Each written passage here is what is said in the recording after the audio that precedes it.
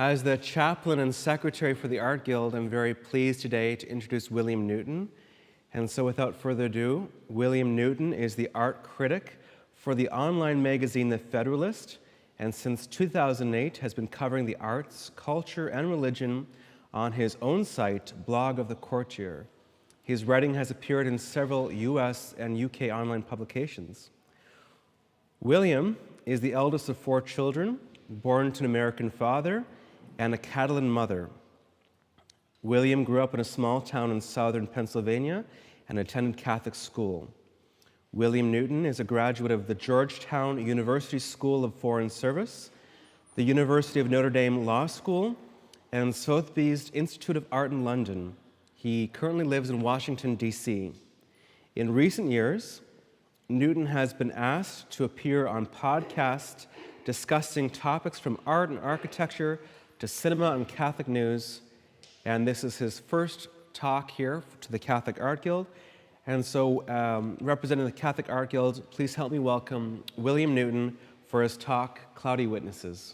Thank you, Tyler. Thank you very much. Very appreciative. Thank you.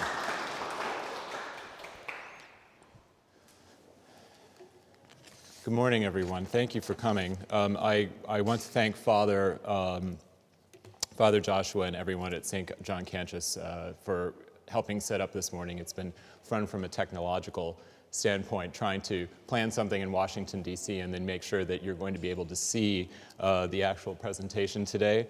I also want to thank, even though she can't be with us today, Catholic Art Guild President Kathleen Carr, who has been a tremendous help in kind of coordinating all of this from various points in the country. So I want to begin today by explaining how it is that I got onto the theme that we're going to be talking about, which is looking at the way that sacred art is being treated in an increasingly secular world.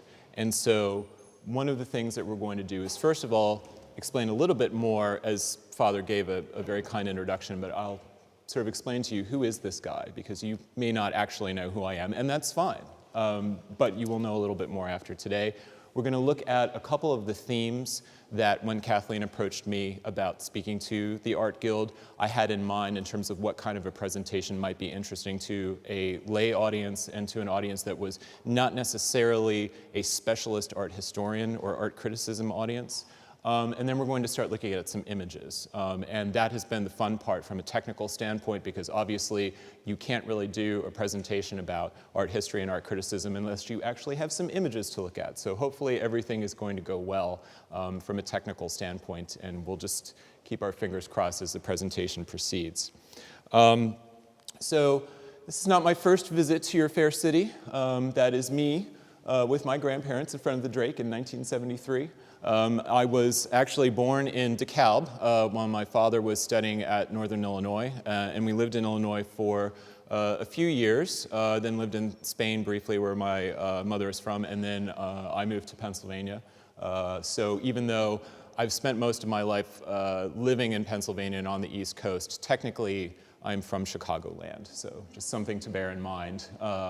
And I have a rather interesting habit of, every time I'm in town, I go to that exact same spot where my grandfather is standing, and that is no longer American Airlines, and we were there last night and I forget what it is now. But I stand right there, and the problem with this year's picture is that where he's standing, they have now put some sort of a planter, so I can't stand in exactly the same spot, but in any case, it's just to mostly show my family that, like, yep, the Drake is still there and the Drake hasn't changed. So as Father said, Georgetown undergrad, Notre Dame Law. When I was at Notre Dame, I used to come in all the time on the South Shore line because once football season's over, there's not really a lot to do in South Bend, and it's nice to be able to come into Chicago for the day or for the weekend and be able to take advantage of all the cultural and artistic opportunities that you have here. After law school, I didn't want to start practicing right away, and so I ended up going to London, getting into a master's program at Sotheby's, which most of you probably know is an auction house, but it also has an art educational component. They are accredited by the University of Manchester, which is one of the largest universities in the UK.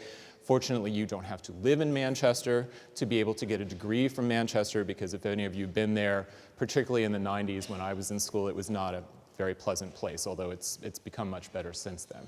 So while I was at Sotheby's, all the students who were in the master's program were required to focus on a particular area of art. And we were supposed to follow the market, learn what was going on in terms of exhibitions, criticism, sales.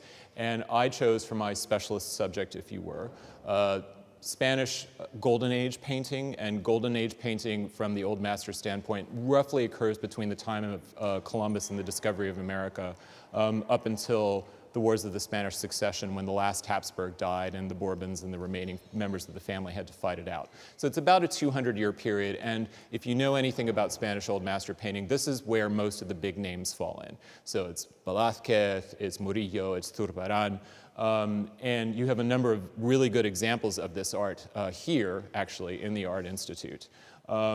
Unfortunately, almost everyone else in my class decided to look at contemporary art. Now, they did this for business reasons, because if you follow art news at all, you know that that's where the money is.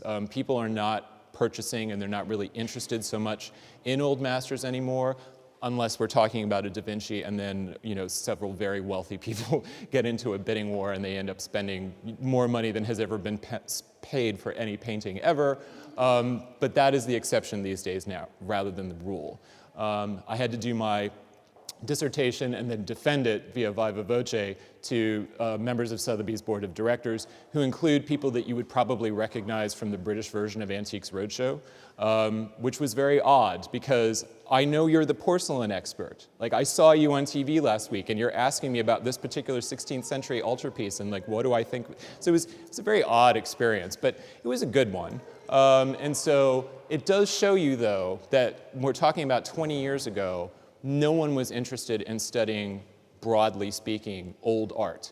Everything had to be modern and contemporary. And you'll see, I think, that that has causes that lie in what's been going on in our culture, but it also has effects in terms of the writing and the presentations that we're getting nowadays from the art world, and how they really don't necessarily understand what's going on when they look at an older piece of sacred art, because it's not a universe that they have been trained academically to recognize in the way that those of us who are practicing Catholics can go into a church and say, I know exactly what that is. Oop. Hopefully this will come back. Ah, there we go. Sorry, went to sleep there. Okay. And as Father said, I'm the art critic for the Federalist. I've been working with them for several years now. I just became their official art critic earlier this year. And I usually have a piece a month. It's usually an exhibition review or a particular topic that one of my editors suggests. My most controversial one to date was about the fact that nobody likes old furniture and everything has to be mid-century modern because of HGTV and people wanting to buy things made out of plywood. And there were many, many negative comments from the sort of design and museum community saying, how dare you say anything about Mies van der Rohe, for example, whom I like, but it's almost that everything has to be mid-century now in terms of art and design to the exclusion of everything else. So I have a little bit of a problem with that.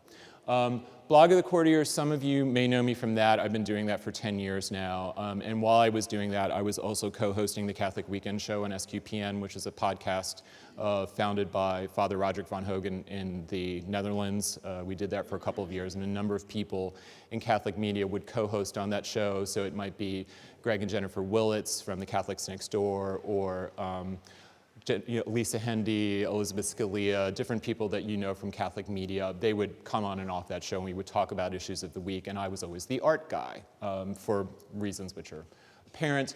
The other bit, as Father was saying, I write sometimes for the UK Catholic Herald. I've been in Patheos, I've been in Aletheia. My day job, as it happens, is as a US government attorney. So all of these things that I'm doing out of A, interest, but B, also for the church on the side, because this is my way of giving back something that I really care about. And so that's what's kind of driving me to talk about these issues, because I have the training to do it, but there aren't a lot of people who are doing it. And because I don't work in the art world, I have the luxury of saying what I think, which sometimes people who do work exclusively in the art world can't say, because they have to go in and see these people at events all the time. So bearing that in mind. when we're talking about themes, when we think about where the church began in the catacombs of ancient Rome, and the fact that we have been using imagery to tell stories and to give reminders to one another of the people and events that take place throughout salvation history, the idea of using images and creating something that is sacred art is not new. It is part and parcel of what it has meant to be a Catholic for the last 2,000 years. But unfortunately, with increasing secularization, many people can't understand these messages anymore, and we're going to take a look at some of those examples today, because I think that you're going to find that some of them are so obvious to the average Catholic that you wouldn't even imagine someone would bother to say or print these things, but no one is correcting them. And so we're going to talk a little bit about some of the root causes of this problem. We obviously can't, in the time we have, talk about everything that has led us to this point, because that would be an entire survey of the 20th century, quite frankly. And we're not going to do that in an hour. But after we look at some of these examples, we're going to be able to hopefully come to a conclusion with this presentation by saying, what are some practical things that I can do, that I can take away from and go into my daily life and interact with others in a way that maybe someone who is working in an art field in the way that I am, that I have an audience of thousands of people who read what I have to say, you may not have access to that, but that doesn't matter. There are things that you can be doing where you are with the resources that you have. So the title for this talk, Cloudy Witnesses, is a pun, and it comes from the writer of the book of Hebrews, who you'll recall is recounting in chapter 11, he's recounting salvation history up until the point of Christ's arrival on earth. And Moses and David and so on and so on. And he's talking to the early Christian community about these people who have gone before us in faith, and that we have to follow in their footsteps. So I started thinking about that in terms of a recent conversation that I had with a priest friend who is fairly young and is assigned to a parish in upstate New York. He emailed me, because he reads the blog and follows me, and says, can you help me identify these two statues that we have in my church? Because I don't know who they are, and no one in the parish knows who they are, but they've always been there. And we don't have any record of who donated them, and we can't tell who they are. And I looked at them, and I told him immediately who they were. But I was like, your parishioners don't know whose statues are in the church, and you don't know as a new priest. So this is a little bit disturbing that Catholics themselves are looking at images of people who are part of our collective past, the cloud of witnesses here, and we can't figure out who they are. Now, this is not necessarily a new problem in Catholicism. If any of you have ever read Gattopardo by Giuseppe de Lampedusa, which was also made into a film in 1963 with Burt Lancaster and Claudio Cardinale. It won the Palme d'Or at Cannes in 1963. It talks about the Italian reunification that took place in the 1860s and what happened to this particular Sicilian family who was very aristocratic and had a lot of sway over what the people were going to do. And in the epilogue of the book, the three daughters of the prince, who is the key feature of this story, are now all spinsters, and they're living in the crumbling family palazzo, and now it's 1910. And Pope Pius X has become disturbed by the fact that there are a number of private chapels in these aristocratic homes in Italy where they're displaying works of art that are questionable, that should they really be in the chapel. And so there's a Monsignor who is sent from the Cardinal's office in Palermo to go visit the villa and go into the chapel. And when he goes into the chapel, they show him this painting that's above the altar that they believe to be an image of the Blessed Mother reading a letter that she has somehow miraculously received from heaven. The artist who is mentioned in the book is Tranquillo Cremona. He was a romantic artist. He painted images like this, very soft, very kind of impressionistic images of very beautiful young Italian women. And as the priest is looking at, it's not this particular image, it's not specified in the novel which it is, but it looks something like this from the description. But unfortunately, the priest knows immediately that it is by this artist, and he speaks to the chaplain, to the family, and says, do you mean to tell me that you have been celebrating Mass in front of a picture of a courtesan receiving a love letter from her boyfriend, and that he's making an assignation with her for that evening. That is not the Blessed Mother, right? Well-intended, but didn't really understand what they were looking at. They put their own interpretation on the art because no one actually told them what it was that they were supposed to be getting from this picture. And that's a problem that continues with respect to how people are identifying works of art today because they don't know what they're looking at. In this case, in the novel, we're talking about very devout Catholics who had every good intention, but they still didn't know what they were looking at. So it's a little bit difficult sometimes for us to say, why has this happened? We can talk about the old bugbear of Vatican II, we can talk about the social tumult of the 60s, the decline in public education, but I wonder if all of us sitting here today, if we were put into a situation in which we have to look at a piece of sacred art, are we going to be able to immediately identify it in the same way that maybe people 100, 200, 300 years ago would have been able to do, without looking at any accompanying text, without having any catalog entry in which we can say, aha, that is what this is. So with that, ladies and gentlemen, we are about to find out, at least in part, the answer to that question, because it's time for a test. So I'm going to show you an image with no text, and if you think you know what is the scene that is being shown in this image, I want you to raise your hand and then I'll call on you. So does anyone think they know what this is? Yes, ma'am. That's correct. This is the Annunciation by Luca Giordano. Anyone think they know what this is? Yes, sir. That's correct. This is the expulsion of the money changers. This is a German medieval work. And one thing I want to point out to you in this, because I love this picture, it's somewhat obscure. The goats and the lambs are like cats. They're these tiny little things that are just running around on the floor, you know? And it's like Jesus is going to step on the lamb in a minute if he's not too careful, you know? So I think this is a charming picture, but be that as it may. Okay. Anyone know what this is? This might be a little tougher. You want to try? Yes. Indeed, or as it's sometimes called, just Christ in Limbo by, I should say, Blessed Fra Angelico, because as you all know, he is beatified and is theoretically going to be canonized at some point soon. This is another point where sacred art doesn't have to be all depressing, because I find this a very humorous image as well, because this is lovely. Here's Christ greeting Adam, you know, here's Eve, here's John the Baptist, here's Moses. But he's literally cracked the gates of hell, which have fallen and squashed this fellow here. These two are running away. These are jumping up in the rafters like something out of Lord of the Rings. So I find it charming. But anyway, okay, so that was pretty good. Now, these are all, of course, scenes related to biblical stuff. Sometimes, though, when it comes to individuals, it becomes a little more difficult. So we're going to see how you do on these ones. Who are these people? And again, if you think you know who it is, raise your hand and I'll call on you. So, who's that? St. Lucy. How do you know it's St. Lucy? Because she's got the eyes, that's right, exactly. This is by Giovanni da Battista, who is normally known as Sassoferrato. Who's that? St. Agnes, exactly. How do you know it's St. Agnes? The lamb, yes. Also that she has the martyr's palm, and she often has a red cloak of a martyr as well. It's interesting to see if you get this one. Who's that? Nope. Yes. Why is it St. Vincent Ferrer? St. Vincent Ferrer is the only Dominican that has wings.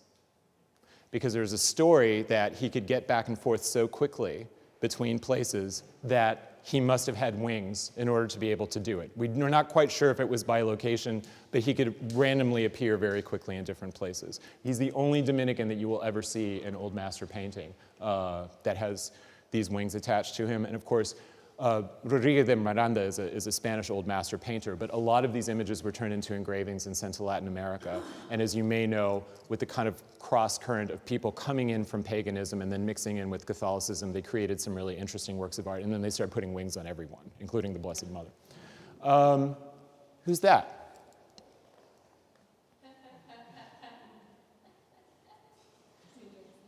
Sorry? It is. It is not the one upstairs. His father and I were talking about this yesterday. This is by a different Polish artist. But again, it is the miracle of the milk. We have the broken jug that he's putting back together. We have the milk spilled there on the floor. But you know that even though you haven't seen this before, most likely, because you know the story, right? And because Catholics know their Bible stories and they know their lives of the saints, they're able to identify these things in a way that people outside the church can't necessarily do. But even some of you, to be fair, even some of you were not 100% sure with some of these. I'll give you an A-. You did a good job, and I would expect that from this group.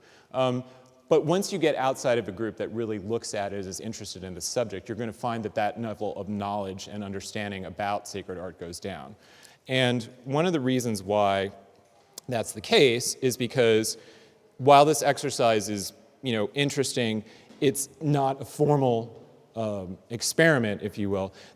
It does show us that we need to understand both what's going on inside the Catholic Church and also what's going on outside with respect to what is happening with these images. There is a point at which no one wants to look at negative statistics, but we do need to look at them. And the reason we need to look at them is because if you look at a patient who has bad vital signs, you need to follow those and you need to keep an eye on those to try to figure out what you can do to make them look better. If you think that everything is fine and everything is wonderful, and you pretend that there's nothing bad going on and that no terrible things are happening inside the church, then you have a Pollyanna attitude and your patient isn't going to improve. So some hard facts that we need to look at. We all know that mass attendance is going down, maybe not here, but it's going down in a lot of places. So this is a poll that came out from Gallup that Catholic News Agency reported on a couple weeks ago. 1955, 75% of self-identified American Catholics went to Mass at least once a week. It's now 39%, but we need to know these numbers. Catholic identity. Two polls that came out around the same time, scientific studies from two different research groups. This is from Public Research International. 1/3 of Americans report in 2016 having been raised in a Catholic household, but only about 1 in 5 now identify themselves as Catholic. Similar poll from the Pew Research Center that came out in 2015. Greatest net losses in the number of Americans claiming a religious affiliation by far have been experienced by Catholics. Nearly 1/3 of American adults at this point said they were raised Catholic, but among that group, fully 41% of them no longer identify themselves as Catholic. Those are bad numbers, right? We have to recognize that they're there. This number you can question me about, but as someone who's a product of 20 years of Catholic education, I think it's important to talk about what has happened in Catholic education as well. In 1970, 2.7% of the students nationwide who are attending Catholic schools were Catholic. As of last year, that's now 18 and 19% are non-Catholics, and in the urban centers, it's between 70 and 80%. If you look at, and that's from the National Catholic Education Association, if you look at this one, in 2015, 45% of undergraduates in all U.S. Catholic colleges and universities are non-Catholics, again, Higher Education Research Institute. We should not be closing our schools to people of other faiths, or of no faith at all. I think that's a wonderful thing. But can we not question whether the curriculum of those schools, and particularly with respect to arts education, is going to be unaffected by the fact that the majority of the students in those schools are non-Catholic or possibly even non-Christian? Is an art teacher in one of those schools going to take the time to talk about the work of Fra Angelico, for example, in the monastery of San Marco, when none of these people even know what a monastery is, nor do they really have any interest in finding out what a monastery is? So it's just something to keep in mind, and I think that, again, we've looked at the statistics, but really the bad thing for most of us who are practicing Catholics who actually care about this stuff is when we look at what I call secular slip-ups. Some of these are hilarious, and some of these are, well, you can judge for yourself. But what I want us to look at, first of all, is in the media. And by media, I want to say, broadly speaking, television, books, interviews, journal articles, you name it. There's a question that we need to ask. Are they being negligent in terms of the way that they present the Catholic faith, or are they intentionally misrepresenting the Catholic faith to their readers and their audience? So I want to look at a few examples. I'm going to start with an exhibit that took place at the National Gallery in DC a few years ago called Heaven on Earth, Art of Byzantium from Greek Collections. And one of the highlights of that show is a very large painting of the crucifixion by an artist named Pavius Andreas. And there it is. It was created in the late 15th century. It was on loan from the National Gallery of Greece from Athens. It depicts the moment of the death of Christ, obviously, but we can also see that, as we know in the Gospels, the dead are being raised. Hell is literally cracked open. It's a little dark in this slide, but the little devils down here are not particularly happy underneath Golgotha because they're all getting squashed. And the Washington Post, when they reviewed this, said, there we go. Never mind the stifling fear of hell that's in the lower register, where the demons cavort beneath a skull at the base of the cross. Even without engaging with its religious particulars, one senses the presence of something calm and essential in a sea of details and a riot of activity. What does that even mean? That has nothing to do with what's going on in this painting. This is the actual moment when we are liberated from death forever by this death that's occurring up here. There's nothing peaceful and tranquil about this, right? Unless you don't understand what you're looking at. The real kicker, though, is the same critic then goes on to say, monotheism took a long time to form in Byzantine culture, and the profusion of religious figures in art served as a sign that its formation was never quite finished. So in other words, our Eastern brothers and sisters are all pagans. And the reason why they have so many figures in this scene of the crucifixion is because, despite the fact that this painting dates from the 15th century, they're still struggling with the concept of monotheism when they're creating their art. I find it hard to understand how you could tell the story of the Nativity, the Last Supper, the crucifixion by only depicting one figure, but be that as it may, because again, certainly by this point in art history, there's no blurry line, at least as far as the Eastern churches are concerned, between what is Christian sacred art and what is pagan art from the past. But the point is that this kind of sloppy, ill-informed reporting, which is all too common when it comes to coverage of sacred art, it betrays not only ignorance, but I would argue that it also betrays bias. These experts see no inherent differences between Christianity and any other religion of the past or the present, except, of course, for those who believe that Christianity is worse than any religion that has existed in the past or exists nowadays, and there are some of those. If, as a Catholic, you want to follow what's going on in the art world, you are subjected to a daily dose of criticism that is based on ill-informed opinions that are sometimes topped off with a dash of Marxism for good measure. Here's another one which is a little bit closer to home for you all. This is a piece that is in the medieval galleries of the Art Institute. And when they were opened last year after their lengthy renovation and expansion and reinstallation that went on, this is what the Chicago Tribune had to say. Referring bleakly to himself, the author says, there are people who, tend to glide through museum displays of medieval and Renaissance art, feeling about all those Christ and Madonna images the same way European tourists do about the continent's endless succession of ancient chapels. The article then proceeded to joke about the male private underparts of an image of Christ that was part of a medieval Italian crucifix that was in the collection. Why is this person being paid to write about Catholic art? They clearly don't like Catholicism. They clearly don't want to look at this stuff. But they have an art degree as long as your arm. So if anyone was in Washington or in London a few years ago for the Sacred Made Real exhibition, this is a good jumping off point because a lot of times when you go to an old master art display, you're seeing work by an artist that is not necessarily thematic. So if you're going to see a Rubens show, there will be some altarpieces there, but there will be portraits and there'll be historical scenes as well. This was a very specific exhibition and one that was particularly close to my heart given the background that I gave you before, because it's juxtaposing Spanish Golden Age painting and sculpture that was, in some cases, almost hyper-real in the way that it was presenting the saints, the Passion of Christ, and so on. This particular art critic says, a sculpture could never grant you a parole from limbo. Only the divinity it showed could do you that favor. Catholics don't go to limbo.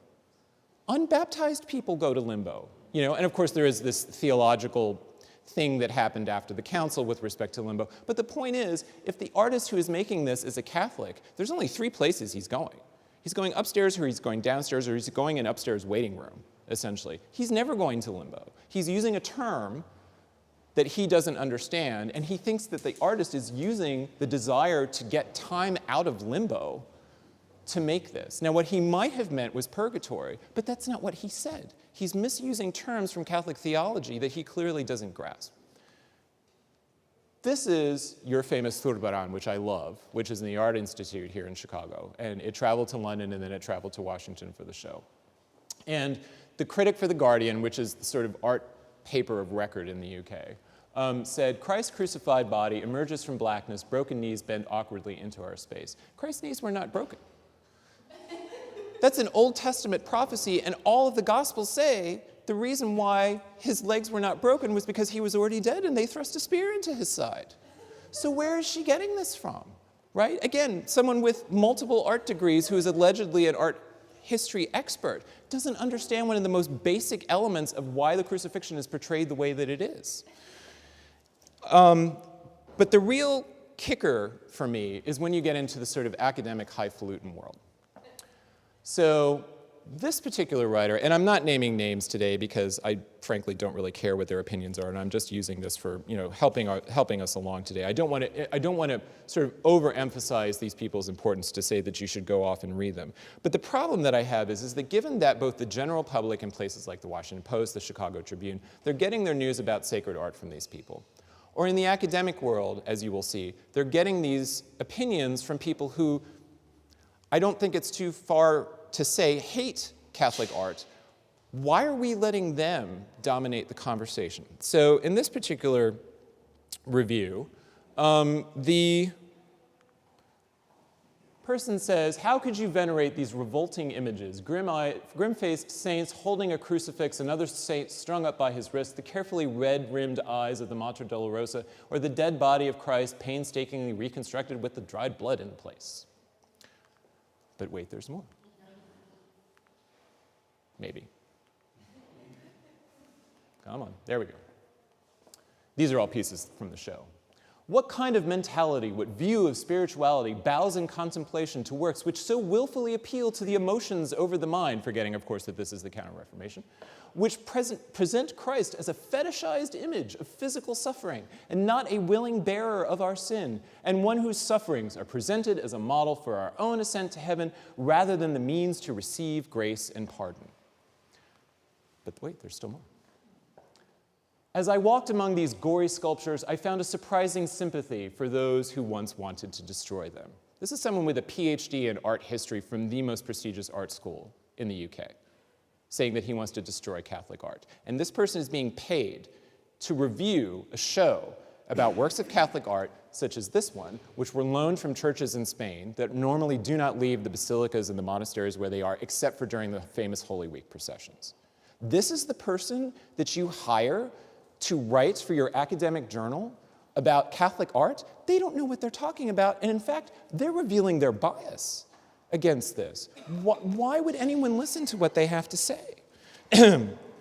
So we've talked about this side of things, the public writers, the academic writers. But now I want to talk a little bit about sacred art in the marketplace, and before I do that, I need to take a drink. Excuse me.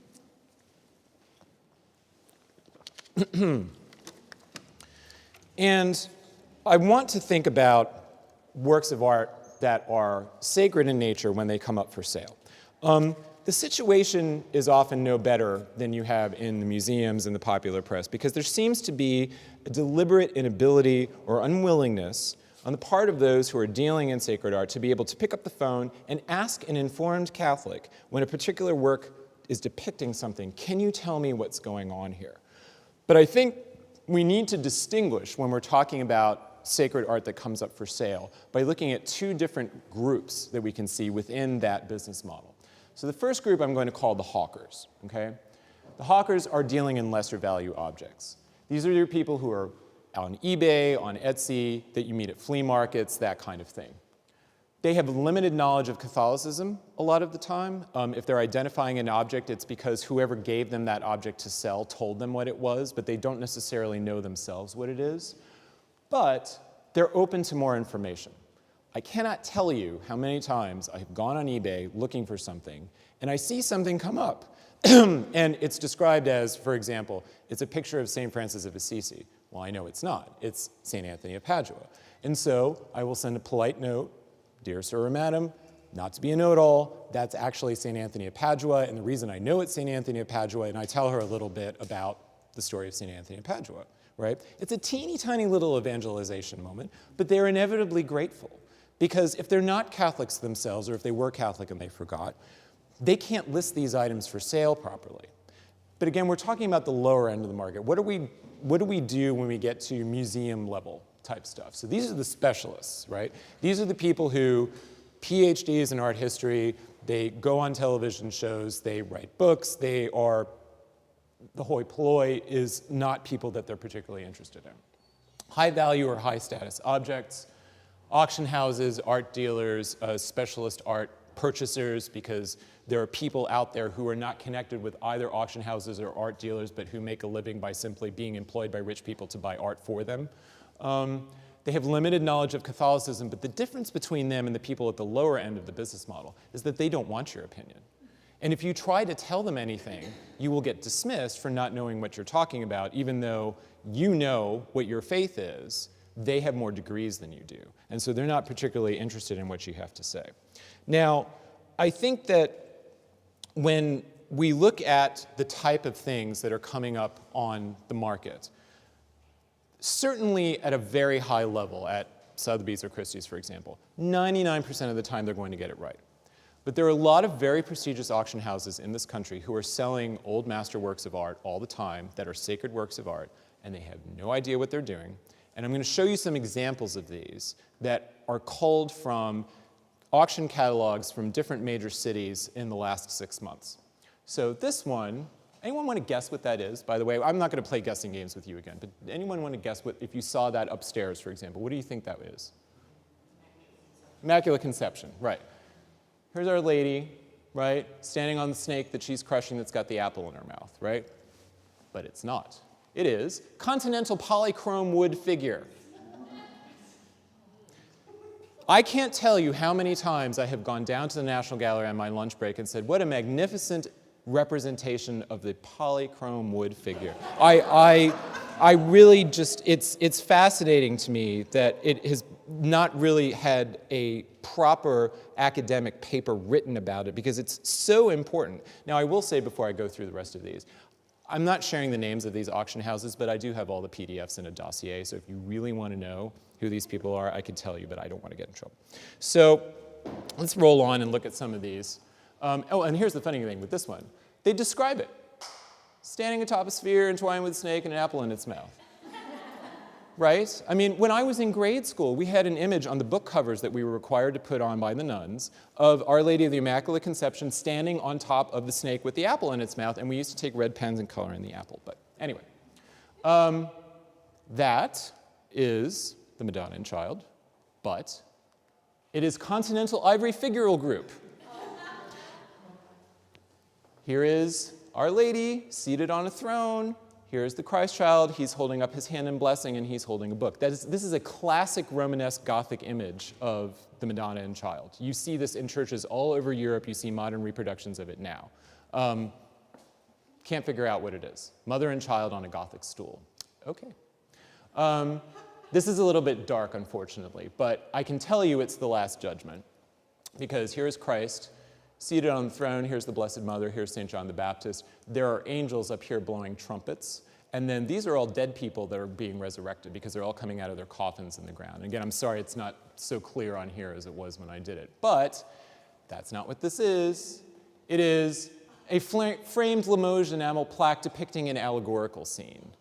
The Last Judgment is not an allegorical scene. Now, it may be if you don't believe in Jesus, but fine. That is not what this is. Here we have St. Catherine of Siena. We can tell because she's got her crown of thorns. She's holding a lily and a book, but it's not. It's continental gilt bronze plaque. Here we have what is clearly St. Joseph, because he's holding the Christ child and a lily. And this time they made a guess. Unfortunately, they got it wrong.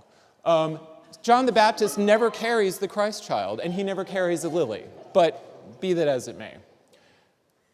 Here we have St. John the Baptist, St. John the Evangelist, except they reversed them and they got it wrong. But I'm going to linger a little bit on this one. And this one is why it's important to segue into the next part of this talk, which is about what you need to be doing. And then what you need to be doing is educating yourself. So when I saw this in the auction catalog, it was described as the adulteress kneeling before Christ. So if we take a look at this, this is a 17th century Dutch painting. It's one of a pair by the same artist that was put into this particular sale. And it's supposedly recounting the event in St. John's Gospel where the woman caught in adultery is brought before Christ. They're all ready to stone her, and Christ says, "Let he who is without sin cast the first stone." It's an unforgettable scene. In art, we've seen it before, and of course there's a very powerful moment in the film The Passion of the Christ when Monica Bellucci is tossed at the feet of Jesus, and he literally draws a line in the sand, and it almost explodes with the audio effect. It's a very powerful moment that I love from that film. And okay, the only problem is, where are the stones? There's no stones here. None of these people are holding stones. So if there are no stones here, and Jesus is not drawing anything on the ground, and the woman doesn't look like she was caught in flagrante delicto, in fact, she's quite nicely dressed, and she's got a hairstyle, and she's got some jewelry on, then if this is the Christ and the woman caught in adultery, it is the most bizarre image of Christ and the woman caught in adultery that I've ever seen. Well, the answer, of course, is that that's not what this is. This has to be something else. So let's see if we can figure out what that is from what we know from the Bible and also just stylistically and iconographically.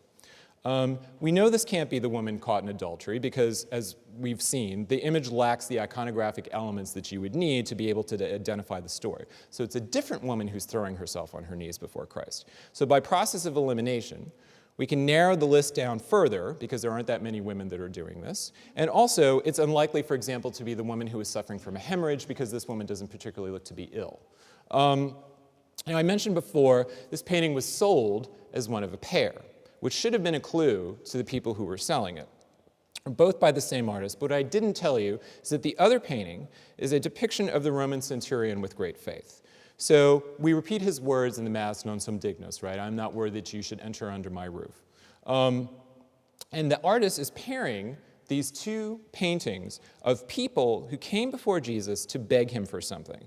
So if the picture of the Roman centurion before Jesus is portraying a man who is a pagan, a Gentile, and is asking Jesus to heal someone that he cared about at a distance, is it too much of a leap to suggest that the kneeling woman in this picture is also a Gentile and is also asking Jesus to heal someone at a distance? That perfectly describes the story of the Canaanite woman whose daughter was possessed by a demon, as described in Matthew and Mark. And you'll recall that she pesters the disciples until she can finally get in front of Jesus to ask him to heal her daughter. And in both her case and in the case of the centurion, Jesus points to both of these pagans, because they're not Jews, and says they're people of great faith, and he hasn't found Jews in his contemporary society who have as great a faith in the divine power of God that these two pagans do. But even if you're not convinced 100% by this argument, the artist has included a detail on purpose which should lay to rest any doubt about the subject matter of this painting.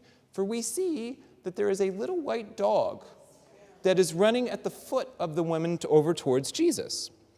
And this is a front and center detail. It's not something going on back here. We are supposed to see this and immediately know why it's there. And its presence ought to remind you immediately of the exchange between Jesus and the Canaanite women, which is one of my favorite exchanges in Scripture. But the woman came and did him homage, saying, "Lord, help me." He said in reply, "It is not right to take the food of the children and throw it to the dogs."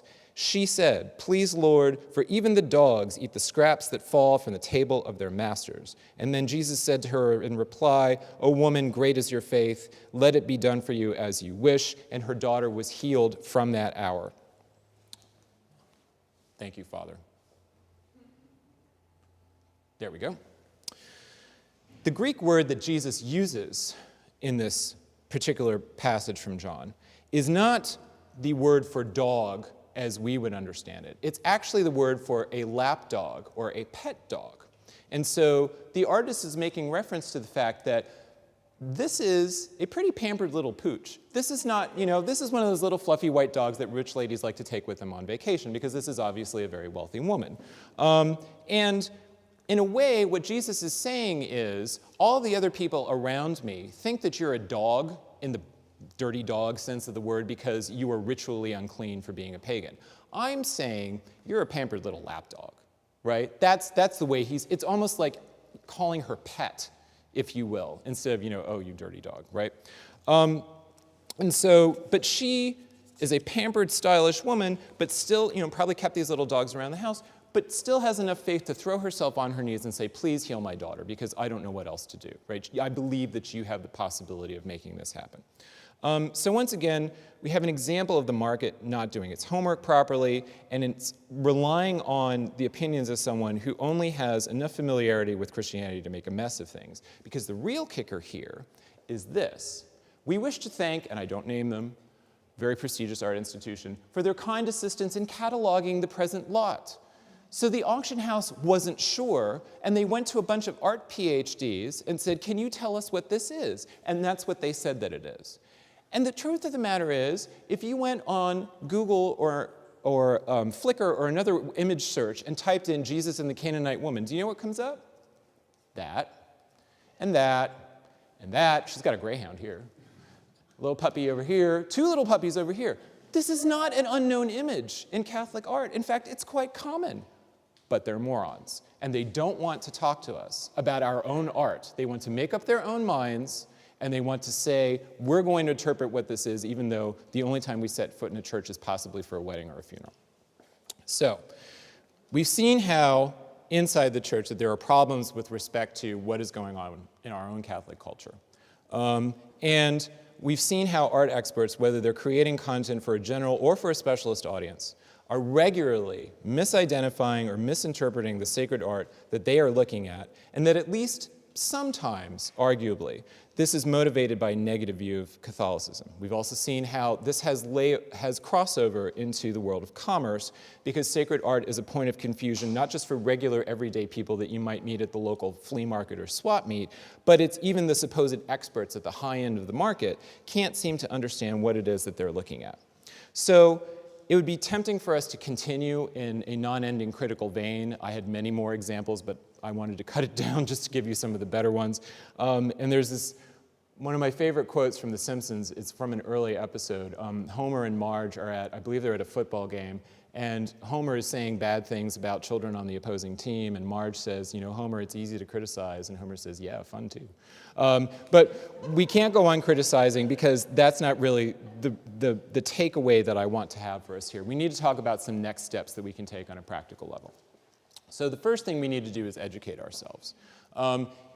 You're here, which means you care about this subject. You're probably already going to art exhibitions. You're probably already interested in the art that you have in this parish or in other parishes that you may visit. If you go to places around the country or around the world, you like to stop into chapels and monasteries and cathedrals and stuff. So those are great things. Some of the things that we need to think about, though, are when we're trying to identify this stuff, we need source material. So obviously the Bible and the Catechism are the 2 most important things for that. We should all have a Bible in our home. We should all have a catechism in our home. And when we're looking at sacred works of art, we need to think about, I'm not too familiar with this, and maybe I need to do a little bit of background reading on it. Well, don't read the art history guide first, right? If you know it's a sacred art subject, go look at what the Bible says. Go look at what the catechism says. And tied into that is something that I don't see a lot of people do anymore, which is have a good copy of the Lives of the Saints, preferably an illustrated one. I don't care if they're line drawings. It doesn't need to be something that's full of beautiful illustrations. But the human mind learns better when we link text and images. That's why we all love going on the internet. Because if the internet was nothing but a bunch of words, scrolling all day long, right, you'd be bored out of your mind. But you like it because there are things to look at, and they help reinforce the stories that you're reading, and they plant them into your mind in a way so that if you see an image of a particular saint in that book, even if it's not a particularly great work of art, and then sometime later you're visiting a church and you see an image that is similar in terms of what's going on, you're going to say, aha, I know who that is. That's St. Philip Neri. And I know that because it's sort of like the picture that I have in my book at home, right? So that's something that I don't know that I see many people reading the Lives of the Saints anymore, but we all know from the story of St. Ignatius of Loyola that when he was laid up in bed with his broken leg, right, before he had his conversion experience, that the thing that really started him down that road was reading the Lives of the Saints, right? And then he goes on pilgrimage to Montserrat, and he leaves his sword, and then he, goes to Manresa and writes the spiritual exercises. So the lives of the saints are not only things that are informing the works of art that we see in our museums and in our churches, but they're also things that can continue to inspire us as we identify with the people that are in these stories. With respect to online resources, and again, this was something I was discussing with Father yesterday, I don't know that people are aware of the fact that virtually every major and minor art museum in the world has video on the internet for free that you can watch of documentaries, lectures, symposiums. I did an entire course from the Yale School of Architecture online for free, hours and hours and hours of material on the history and development of Roman architecture. It was fascinating. And I found the professor because it's the internet and you can find people that way. And I wrote to her and now we're friends, right? But there are the recordings that we're having from the Catholic Art Guild, for example, the Field Museum, the Art Institute, the Museum of Fine Arts in Boston, the Louvre if you speak French, the Prado if you speak Spanish. All of these institutions around the world are constantly putting things online for us to use. Then use them. Now, bearing in mind, when you're looking at something that has to deal with sacred art, you have to take it with a little bit of a grain of salt, because as we've seen, not necessarily completely trustworthy, but that doesn't mean that you shouldn't at least be aware of what scholars and other people have to say about these things. All right. That was all about you. Now we're going to talk about outside of you.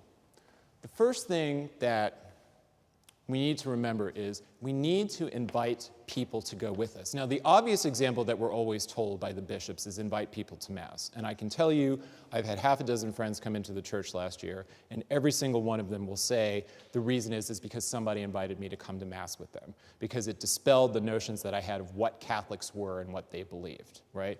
We should all keep doing that.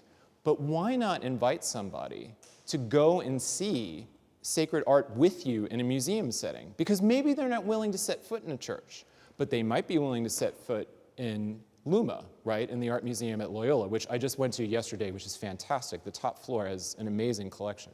I had no idea was here. But if there's an exhibition that's going on at the Field Museum that's related to biblical archaeology, if there's something that's going on at the Art Institute that is related to one of the great old master painters or sculptors or engravers that's dealing with sacred art, you can have a conversation with that person that you might not otherwise be able to persuade to come to church with you. So you get to plant a seed by knowing your subject matter and sort of saying, if we go into this place together, I can explain to you what is going on in this picture in a way that you're not going to get from anyone else. Because this is talking about my faith. This is talking about my culture. And this is what I can share with you in a way that some generic, possibly slightly misanthropic view of the Catholic Church is never going to be able to give you.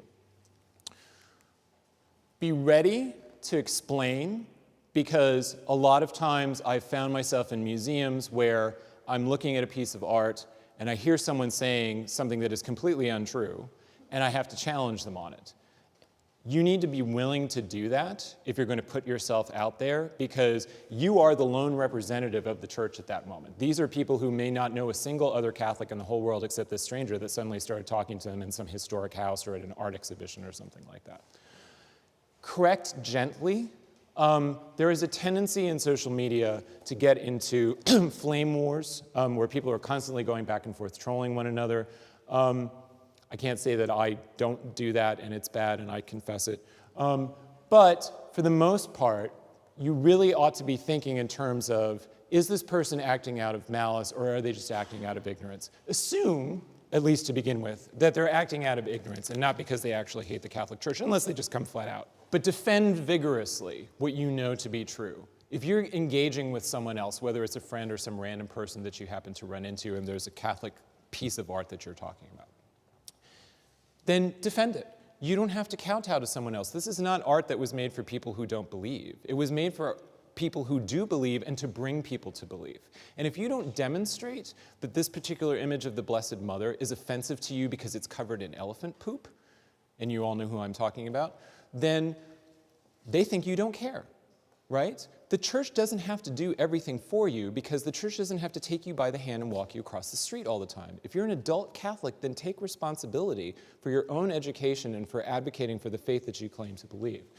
And that leads me to not the expulsion of Heliodorus, although that's why I specifically chose this image, is escalating what you do.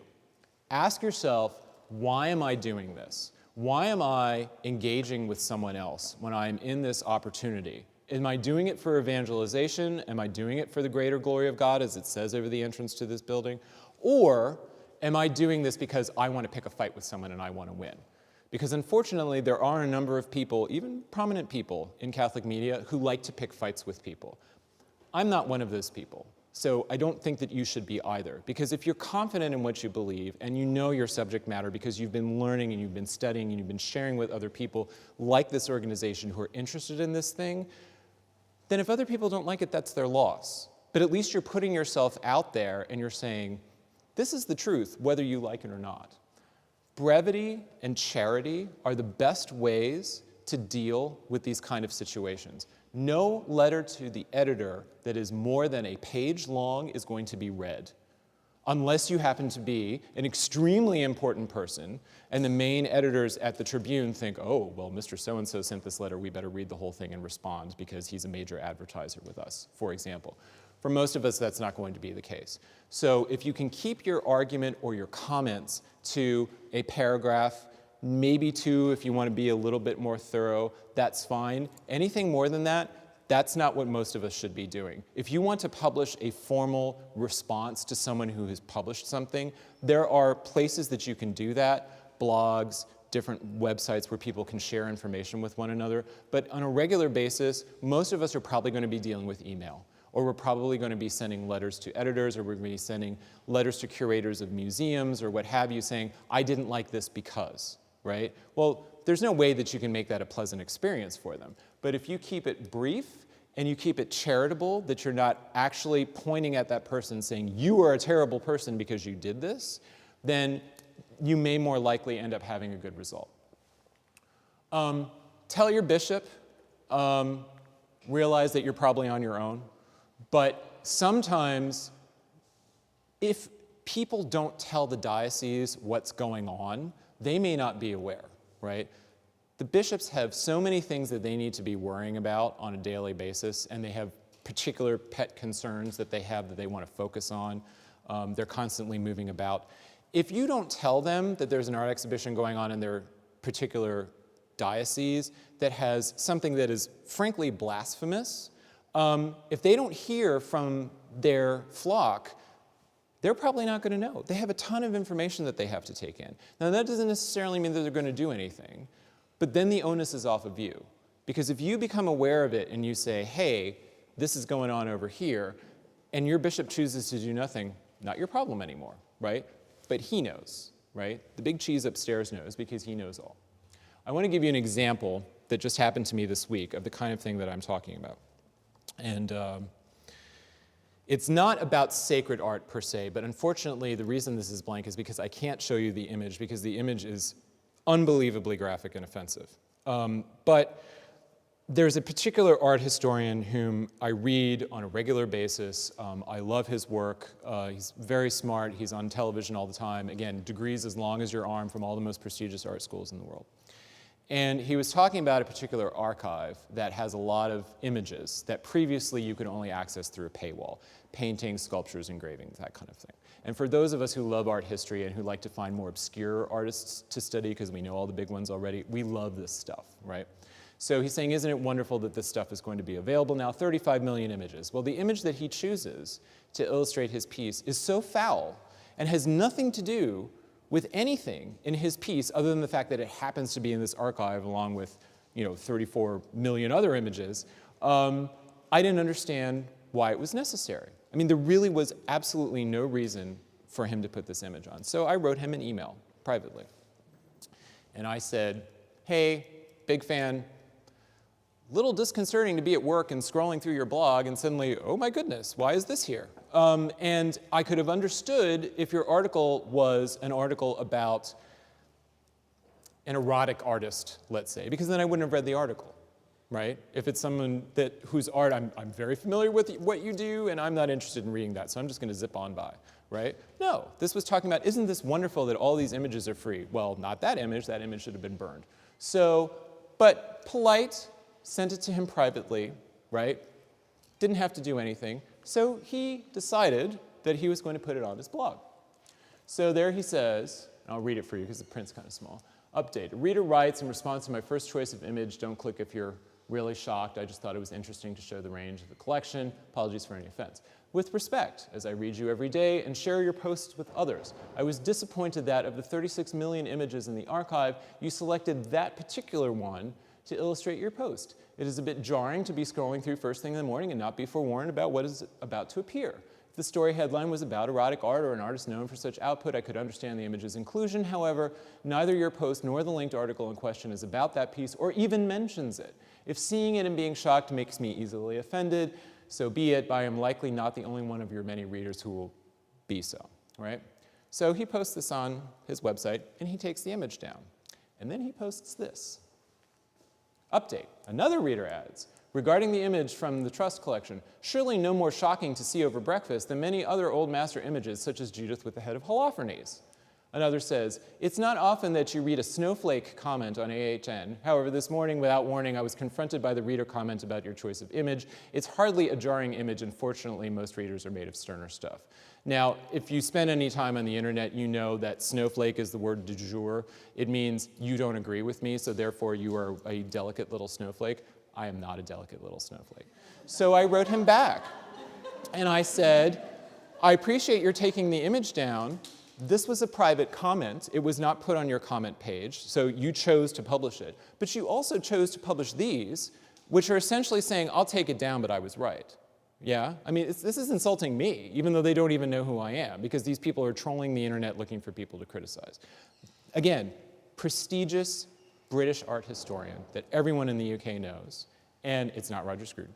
And right? He has to pick fight with little old me simply because I'm saying, please have some decorum and think about the fact that pornographic images probably don't belong on this particular blog post. So,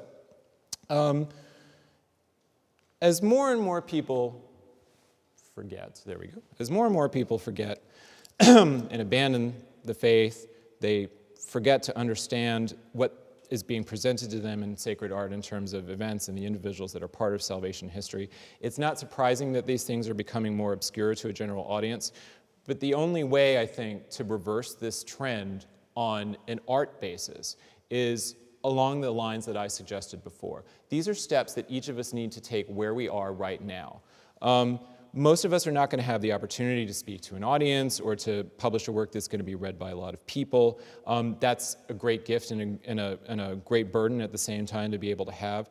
But I think that the level of engagement that one has with one's audience is irrelevant if at the end of it, all we're doing is preaching to an already existing choir, right? Because it's fine that we're all on the same page here today, and it's wonderful that we can recognize that this is an issue, but what we need to be worrying about is how do we get more people in the choir, right? Not simply maintaining the choir that we have.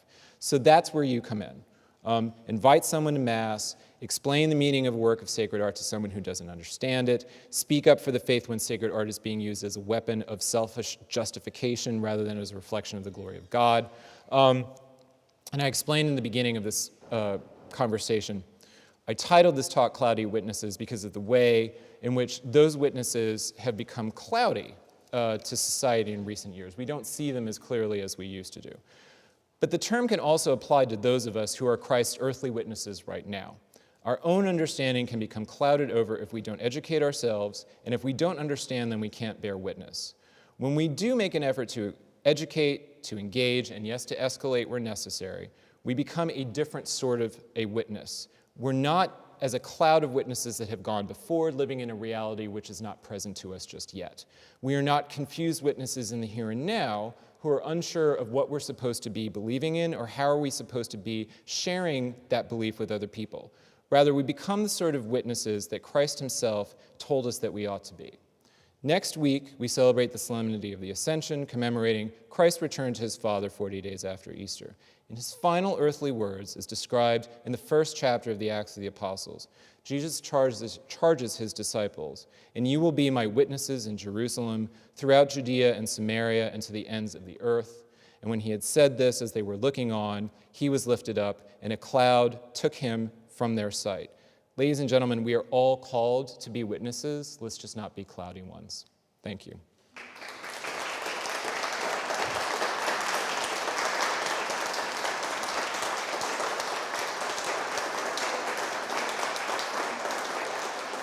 All right, so thank you.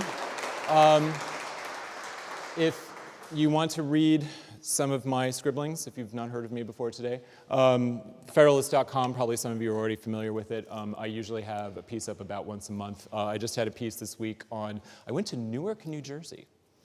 Not to the airport, but to the Newark Museum of Art, which is fantastic. It has thousands and thousands of pieces, and I never knew it was there. But I became friends through the interwebs, the series of tubes, with their new, young assistant curator of American art, who is fascinated not by contemporary American art, but by 19th century landscape painters like Bierstadt and so forth. And so they've mounted this wonderful exhibition on comparing what was going on in alpine painting in Europe and what was going on in painting the American Rockies and the Catskills at the same time. And I had a great time.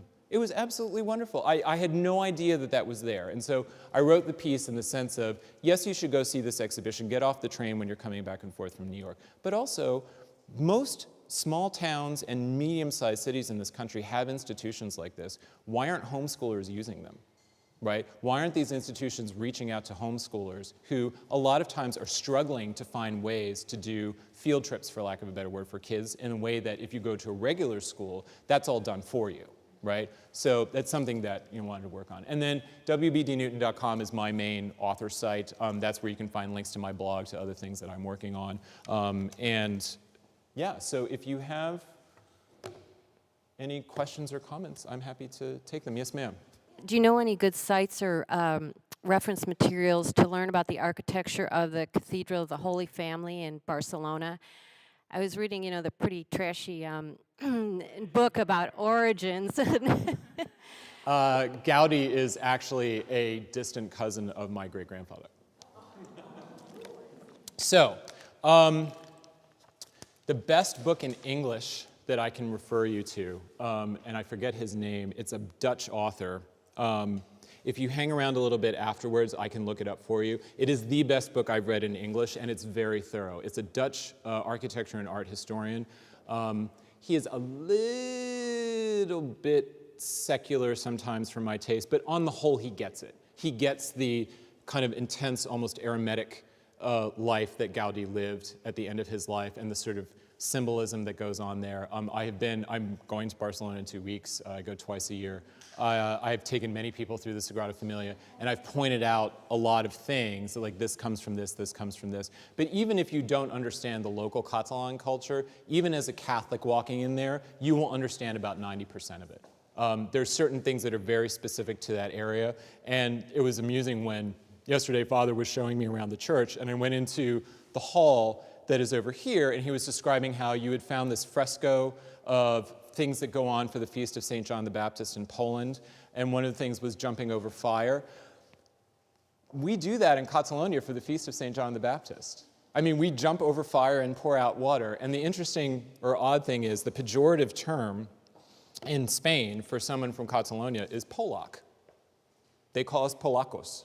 So I guess Catalans and Poles are peas in a pod as far as other people are concerned, but in any case, it's a really good book. It's definitely worth your time, and it came out within the last, I would say, 2 to 3 years, so you can still get it on paperback, Amazon, that kind of thing. Yeah. Anyone else? Okay. Thank you again. Very pleased to be with you today.